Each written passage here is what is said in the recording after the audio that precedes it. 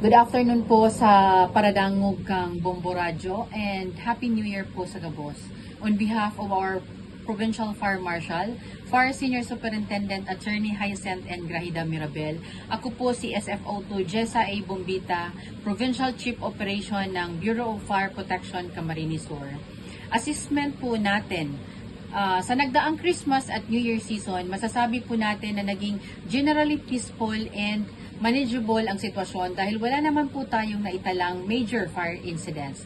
Patuloy pong sinisiguro ng BFP ang public safety and security in line with our mission and vision na protektahan ang buhay, ari-arian at kapaligiran ng ating mga kababayan.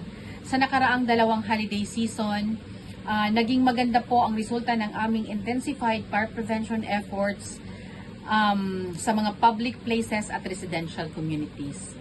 Malaking tulong dito ang regular fire safety inspection, information drives, increased public visibility ng ating fire personnel and bandilyo at ang deployment ng ating mga fire trucks sa mga matataong lugar at sa may mga malalapit na firecracker stores.